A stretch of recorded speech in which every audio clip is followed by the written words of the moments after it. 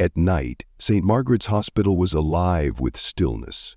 As a new intern, Alyssa had been accustomed to the pattern established by the hum of fluorescent lights, the distant beep of a heart monitor, and the sporadic shuffling of night shift nurses. But something else, something heavier, was in the air tonight. It started in her final rounds.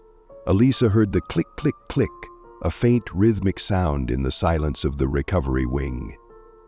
She stopped at room 208 and listened, her fingers grazing the door frame. The sound was unmistakable, the repetitive pressing of a phone button. Her heartbeat accelerated. Days had passed since the room's inhabitant was released earlier that week. She opened the door slowly, her flashlight creating lengthy shadows on the empty bed. The call button swayed slightly, as though it had just been touched, and hung at an awkward angle. Its cord had a single black streak that was a rich reddish color. Her breath froze in the chilly air as she stumbled forward. The overhead lights flickered as she grabbed for the button, and a quiet voice said, "Help me." Alyssa had always thought that people other than the living were housed in hospitals. She had grown up hearing rumors of St. Margaret's, a historically significant and tragically shadowed location. The hospital, which was first constructed as a sanatorium, had treated innumerable patients, some of whom stayed. Its foundation bore the weight of decades' worth of secrets, even with its contemporary modifications. Alyssa, a new intern on the night shift, had rapidly gotten used to the hospital's cadence, which included the buzz of equipment, the shuffle of exhausted nurses, and the silent times when the space seemed to breathe itself. Although she enjoyed the challenge and the chance to assist others, the recovery wing was always uneasy.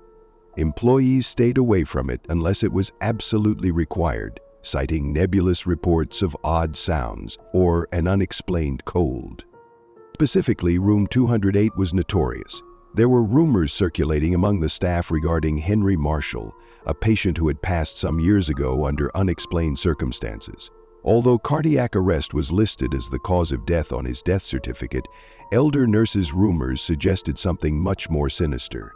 According to several, he repeatedly hit the call button in his last minutes, pleading for assistance that never materialized. Alyssa couldn't get rid of the sensation that the hospital was observing her tonight. She was uneasy about the weird thing that had happened in room 208, but she put it down to fatigue. She plunged herself into her work as the hours went by, but her thoughts kept returning to that chamber. She made the decision to look over the documents at around 2 in the morning. The ancient logbooks might tell you if there was anything out of the ordinary concerning room 208 or Henry Marshall. She found herself looking through dusty paperwork in the dark archives. The room appeared to get colder the deeper she went. Buried in the back of the patient file, she eventually located it. A handwritten note that read, "He knew. Despite Henry's warnings, we ignored them. It's too late now." There was a picture of Henry Marshall underneath the note. His accusatory yet lifeless eyes seemed to gaze through the paper. With a shudder, Alyssa shut the file. The hospital served as more than just a medical facility. It was a storehouse of untold tales, and she was afraid that tonight she was joining one of them. As Alyssa carried the file back to the nurses' station, the eerie silence of the hospital grew. It felt like the building itself was resisting her every step. The intermittent flickering of the fluorescent lights created brief shadows that tricked her weary brain. Her pager rang harshly at her hip as she made her way to the recovery wing. She looked at the screen. Help needed, room 208. Alyssa's throat constricted as she froze. There should have been no one in the room. Pulling herself together, she entered the wing. Every step made the air colder, and the familiar buzz of the hospital's equipment sounded muffled, as though it were encased in a fog. Alyssa paused in front of the door to room 208. Outside the room, the call button blinked relentlessly, its light illuminating the linoleum floor with a spooky red glow. She pushed the door open with a shaking hand. The call button cord was neatly coiled on the pillow, but the bed was empty just as she had left it earlier. A weak but distinct voice reverberated throughout the room. "Please, help me." She turned to face the voice's origin, her heart racing. There was no one there, yet a shadow glided across the far wall, clear and purposeful. Alyssa took a step forward, her flashlight shaking in her hand. A folded piece of yellowed paper was on the bedside table. Carefully opening it, she saw the scribbled words, "It wasn't an accident. The truth is being concealed by them." The hospital intercom came alive with a gentle, rhythmic tapping in place of the normal static. Immediately, Alyssa recognized it. Code in Morse. She had learned the fundamentals from her father years before, and now the pattern kept happening. HELP. Her thoughts were racing as she staggered back. Where exactly in the hospital was the message originating from? She left the room and followed the faint tapping sound, determined to discover answers. It took her to the basement, a seldom-used space that was always gloomy. As she went down, the air grew colder with every step, and the staircase creaked under her weight. She discovered a thick metal door that read, "Authorized personnel only" at the bottom. The tapping had ceased, and a stifling quiet had taken its place. The light in the stairs was out when Alyssa hesitated, her hand lingering over the handle, and a sharp gust of frigid wind blew by her. The door creaked open by itself, revealing a long, dark hallway filled with neglected medical equipment and rusted lockers. A dim light came from a tiny room at the far end. Alyssa's senses begged her to go back, but she persisted since she was promised answers and could still hear the voice begging for assistance. The glow turned into a bank of ancient monitors with static flickering on their screens as she entered the room. The monitors turned on one after the other, showing hazy images of different hospital rooms, all of them empty. Then, however, the room 208 feed showed up. Alyssa let out a gasp. The bed was no longer vacant. A man with sunken eyes was lying there, looking straight into the camera. He moved his lips to create the word "run," which she could understand even though she couldn't hear it.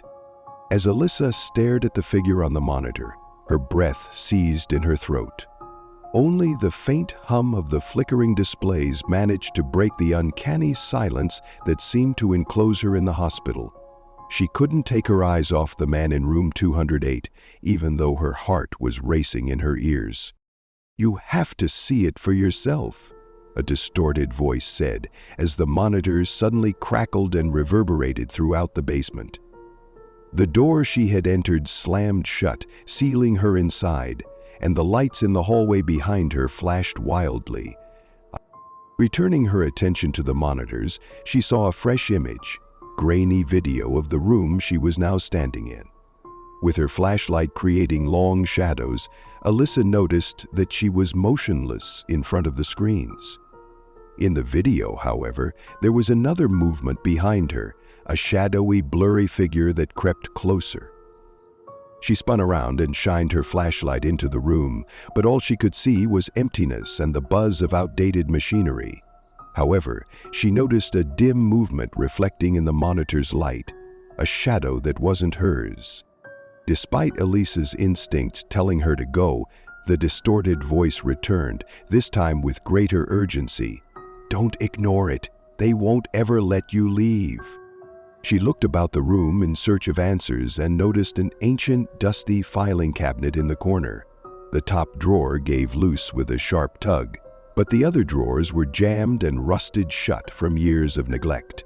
Within were a number of medical records, each with a prominent red pen stamp, "Deceased." She felt cold as she saw the names on the files. All of them matched patients who had stayed in room 208, and all of them had passed away in questionable ways. A file with the name Henry Marshall was at the absolute bottom of the stack. As Alyssa turned the pages, she found thorough notes from his last hours. His death was caused by a sedative overdose that was significantly more than what was recommended. It was not cardiac arrest. "Administered under directive confidential" was a terrifying notation scrawled in the report's margins. she put it together, her hands shaking. Henry had been silenced. His death had not been an accident. However, why? The monitor's voice became louder, now nearly begging. Discover the truth, make it visible, and let it speak for... Room 208 was displayed in real time as the screens flickered once more. The call button flashed repeatedly, its crimson glow pulsing like a heartbeat, but the man was gone. "You shouldn't have come here," came the guttural murmur after a sharp knock on the cellar door. The room became completely dark as the lights above broke. As the darkness on the display grew closer and completely covered the screen, Alyssa's flashlight flickered. As cold fingers appeared to touch her arm, she sprinted for the door and yanked on the handle. Clear and determined, the distorted voice yelled, "Expose them or you'll be next," one final time. Alyssa used her last might to push the door open and staggered toward the stairway. The hospital seemed to be alive with whispers as she climbed up, the walls pulsing with invisible electricity. She kept sprinting, holding the files to her chest, until she arrived at the nurse's station. As she flipped through the files again, Alyssa sat at the nurse's station, her hands shaking. The normal quiet of the hospital had returned, but it felt brittle, like the quiet before a storm. The gentle ticking of the wall clock signaled the gradual approach of morning. She gazed at Henry Marshall's name in faded pen and the scribbled notation that read, "Administered under directive confidential," across his file. In her mind, the pieces fit together like glass fragments. Because Henry knew too much, he had been silenced. The choice to use sedatives was deliberate. However, by whom? And why? Alyssa turned to look at room 208, which was dark in the recovery wing. The memory of the call button's persistent illumination persisted, even if it no longer blinked. She pondered the number of people who had hit the same button in vain, their pleas for assistance lost in the murky hush of the hospital. As dawn broke and the first rays of the day began to filter through the frosted windows, her shift came to an end. As she left the hospital, the weight of the paperwork in her backpack served as a continual reminder of the decision she had to make. She might turn them over to the police, jeopardizing both her career and the anger of those who had suppressed the truth. Or she could bury them herself, keeping the mysteries of St. Margaret's safe. She felt free to breathe for the first time in hours as she went outside into the chilly morning air. However, she could still hear the faint echo of a voice whispering in her head as she made her way to her car. "Expose them or you'll be next." Alyssa took a calming breath and decided, no matter the cost, the truth had to be known. The hospital, with its icy walls conveying a silent promise, some stories refused to remain buried, loomed in Alyssa's rearview mirror as she drove away from St. Margaret's.